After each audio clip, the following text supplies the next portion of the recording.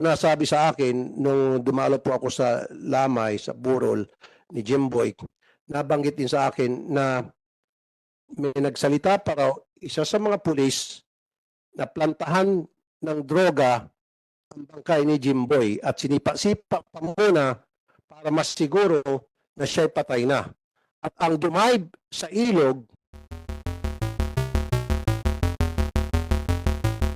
so sinasabi namin dito, kapag merong ganito mga sitwasyon, krimen, para lapitan yung mga relative, ang unang nilalapitan ay yung tatay-nanay.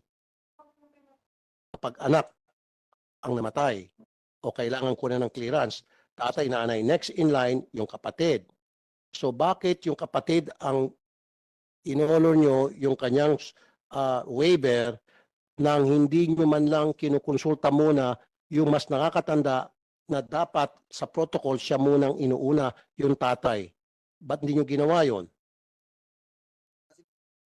Your Honor, kasi po, yun nga po, tulad ng sinabi ko po kanina, nagulat na lang po kami na na-pull out na po pala yung kadabir na hindi po kami na-impormahan nung August 3 po. Kaya nga, kahit na na-pull out na yung cadaver, pero dapat kayo ang lumapit doon sa tatay para sabihin, Sir, kailangan namin autopsy yan para sa ginagawa namin investigasyon.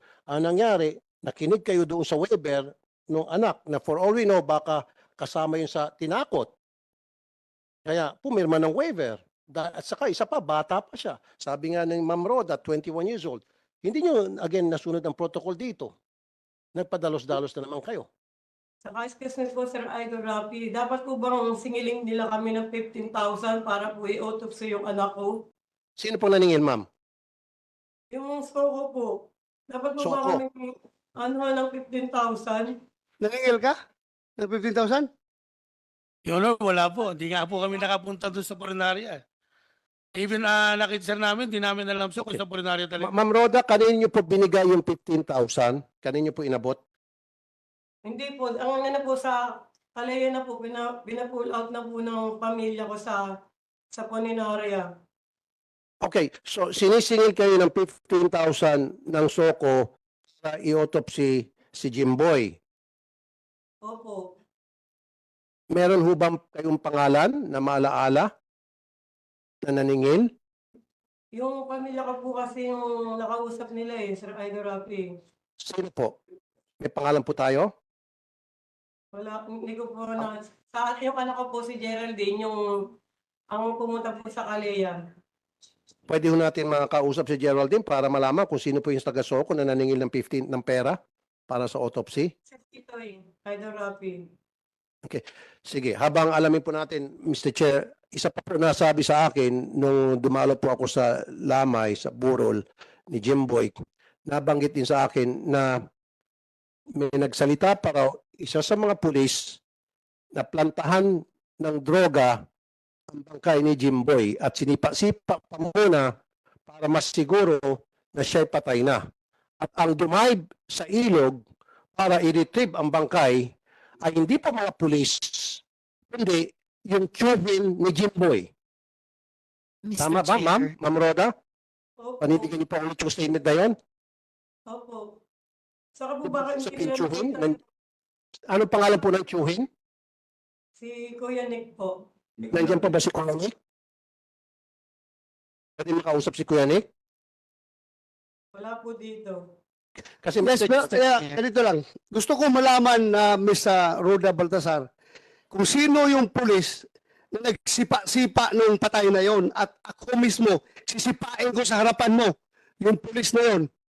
Ibigay mo sa akin yung pangalan, ha? Ayaw kong gawa tayo ng kwento dito. Siguruhin natin na totoo yung sinasabi natin. In fairness naman, sa lahat, gusto natin na mabigyan ng hustisya si Jimboy. Pag maibigay mo yung pangalan mo sa akin, kung sino yung pulis na yon, at ako mismo sisipa ng pulis na yan, please, pakibigay ng pangalan. Mr. Chair. Hindi po siya Ha? pulis. Hindi po siya pulis. At sino pala siya? Yung nagsipa-sipa.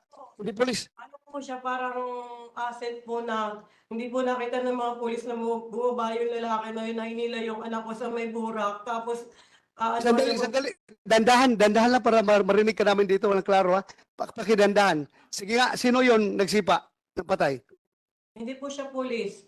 Sino siya? Ano po, parang asset po ng ng mga pulis. Parang asset ng pulis. May Opo. pangalan ka? Meron po kami Ha? meron po siyang picture. May picture. Opo. Yung picture, hawak mo? Ginulpi nga po siya ng mga taong bayan dahil sa ginawa niya po sa anak ko eh. Dahil patay na nga po yung anak ko, tapos nilagay niya pa po sa bura. Tapos po, gusto niya pa ng droga sa Jimboy. Hippie. Sino hippie? Si pulis. Hanapin mo itong tao na ito. Asset daw ninyo ito.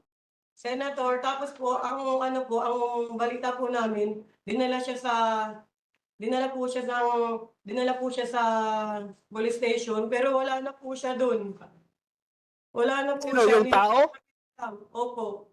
Yung tao na nagsipa kay Jimboy, dinala sa police station? Opo, wala na po siya. Hindi na po namin alam kung saan na po siya napunta. Okay. Mr. Alam niyo Mr. itong tao Chair. na ito? Mr. Chair, pwede makasingit ulit? Follow-up yes. question. Kasi nabanggit niya sa akin noon ni Ma'am Roda na pinabayaan na nila for several hours yung bangkay na nakalubog sa ilog until na dumating po yung tsuhin ng biktima para yun po ang nag-ahon. Contrary do po sa sinasabi ng mga pulis na sila ang nag-ahon doon sa bangkay. That's another thing that we have to find out. Kung Yeah. totoo. Mr. Chair. Yes, go ahead, Senator Risa. Mr. Chair, kanina pa po na umiiyak si Miss Roda, kaya idagdag ko lang po, Miss Roda, kami pong lahat dito sa komite, lubos pong nakikiramay sa pagkamatay ng anak nyo. Bilang nanay din, kami pong lahat bilang mga magulang, hindi ko po ma-imagine yung pinagdadaanan ninyo. So, pahayag ko lang po yung aming taos-pusong pakikiramay po sa inyo. At dahil nagsasalita na rin po kayo sa amin, baka pwede niyong ikwento mula sa simula. Ano ang alam ninyong kwento nung nangyari, yung ginawa kay Jemboy? Yung kompletong alam niyo po. Mr. Chair, sorry, ma'am. Yeah. With the indulgence of Senator Riza, Yeah, go ahead. isa na lang po talaga last and Okay, then okay. para may kwento talaga mga pulis, may mga kwento Ulit na dyan. natin ito. Ah, Yeah. Ah, Yes, kasi they conducted the paraffin test on the victim's hand. Yes. Pero doon sa mga operatiba na nagpaputok, hindi kayo nag-conduct ng paraffin test. So gusto niyo palitawin na yung bata ay nagpaputok at may balak pa sana kayong lantan siya ng baril. Bakit ganon? Yung biktima na pinagbabaril, walang kalaban-laban na mga pulis ninyo, may Armalite, may 9mm and 19 and all, hindi niyo po pinarapin test sila. Na very clear na nagpaputok, ayon po mismo sa dalawang opisyalis ninyo, Captain Cruz at Captain Carpio. Pero yung victim na pinagbabaril, pinarapin test ninyo. Isa na naman yung violation ninyo, isa na naman yung nakataas kilay na mga pinagagawa nyo. Thank you, Yes, Mr. Chair, at, thank you. Madam Risa, Senator Risa. Thank you. Yeah, pakinggan na lang natin ito para Yes, please, Mr. Chair. ito mo muna yung presentation mo. Pakinggan muna natin itong habang nandito siya. Ma'am Roda Baltasar, pakinggan ka namin. Please magsalita ka dyan kung anong nalalaman mo tungkol sa pagkamatay ng anak mo para mabigyan ng linaw itong pagkamatay ng anak mo. At nakikinig po kami dito, ang Committee ng Public Order and Dangerous Drugs ay makikinig sa iyo. Pakidandahan lang rin ha, kasi parang para klaro marinig namin. Please ma'am, you have the floor. Pakinggan ka namin. Salamat po, Senator. Ako po si Rodalisa Valentino Baltasar, na nanay ni Jemboy, na nag-iisa ko pong anak si Jemboy na lalaki. Ang naano ko nga po, nag-abroad nga po para sa kanila ng mga anak ko. Tatlo po sila, dalawang babae. Si Jemboy lang po yung nag-iisang anak ko na lalaki na pangarap ko po na maging seaman siya. Alam po, hindi na po matutupad yun dahil napatay na po siya. Saka po yung nalaman ko po, yung pagkamatay ni Jimboy, nasa Qatar po ako. Yung araw po na magpapadala po sana ako ng pera, nababawi ako sa kanya dahil nakulong po ako sa Qatar ng 1 taon, tapos po tumakas po kasi ako sa amo ko. dahil overwork po ako, yung babawi na po sana ako, magpapadala ako para sa birthday niya dahil late na nga po yung ng isang buwan.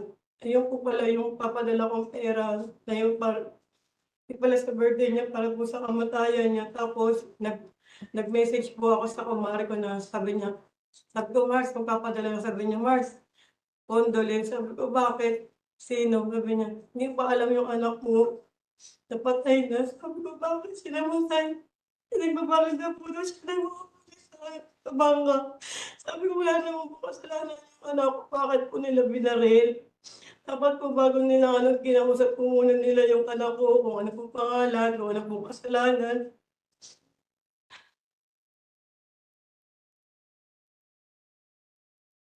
Hindi po nila binigyan ng pagkakataon yung anak ko eh. Pinagbabaril na po nila, pinatay po nila yung anak ko.